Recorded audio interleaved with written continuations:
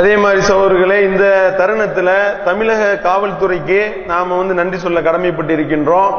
இவ்வளவு பெரிய பிரஷர் இருக்கக்கூடிய நேரத்திலையும் கூட சரியான முறையில அதை ஆய்வு செய்து சரியான குற்றவாளியை நெருங்கி கரெக்டா அவனை பிடித்து அவர்கள் ஒரு நீதியை நிலைநாட்டி இருக்கின்றார்கள்.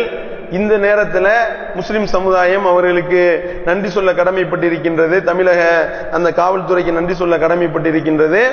காரணம் என்னன்னா, இந்த தமிழக காவல்துறை மட்டும் தவறான ஒரு முடிவு எடுத்திருக்குமே ஆனால் இவன் இந்த மாதிரி போராட்டம் பண்ணி ஆர்ப்பாட்டம் பண்ணிட்டு இருக்கிறான், ஃபித்னா பண்ணிட்டு இருக்கிறான், குழப்பத்தை ஏற்படுத்திட்டு இருக்கிறான், கலவர பீதியை ஏற்படுத்தி கொண்டிருக்கின்றான் என்ற அந்த பிரஷர்ல இந்த ஒய்ஜி மகேந்திரன், எஸ்வி சேகர், மனோபாலா, அதே மாதிரி கல்யாணராமன் என்ற இந்த காவி பயங்கரவாதிகளுடைய அந்த தவறான குழப்பங்களுக்கு நடுவுல அதனுடைய காரணமாக ஒரு வேற வழி இல்ல போட்டு கடந்து கத்திக்கிட்டு இருக்காங்க, ஒரு 4 முஸ்லிமை பிடிச்சு உள்ள போடுவோம் என்று மட்டும் போட்டு இருப்பார்களே ஆனால் இந்த நாடு கலவர காடா மாறி இருக்கும்.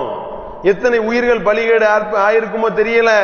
அப்ப இப்படிப்பட்ட ஒரு நிலையில இந்த தமிழக காவல்துறை நியாயமான முறையில் செயல்பட்டு நிதானமாக செயல்பட்டு சரியான குற்றவாளியை கண்டுபிடித்து இந்த தமிழகம் கலவர காடாக மாற்றுவதில் இருந்து இறைவனுடைய கிருபையை கொண்டு சரியான முறையில் அந்த திட்டங்களை தீட்டி அந்த குற்றவாளியை கண்டுபிடித்ததற்கு நாங்கள் நன்றி சொல்ல கடமைப்பட்டு இருக்கின்றோம். மனித நேயத்தை விரும்பக்கூடியவர்கள், மனிதாபிமானத்தை விரும்பக்கூடியவர்கள், நடுநிலையாளர்கள், மத நல்லிணக்கத்தை விரும்பக்கூடியவர்கள் அனைவரும் தமிழக அரசாங்கத்திற்கு இந்த தருணத்தில் நன்றி சொல்ல கடமைப்பட்டு இருக்கின்றோம் என்பதையும் ஒரு தகவலாக சொல்லிக் கொள்கின்றோம். இந்த ரமலான் மாதத்தில் முஸ்லிம் சமுதாயத்தின் மேல பச்சை அவதூறை போட்டு முஸ்லிம் சமுதாயத்தை ஒரு தீவிரவாத சமுதாயம் போல சித்தரிப்பதற்கு இவர்கள் தீட்டிய அனைத்து திட்டங்களையும் அல்லாஹ் தனி ஒருவனாக நின்று முறியடித்திருக்கின்றான்.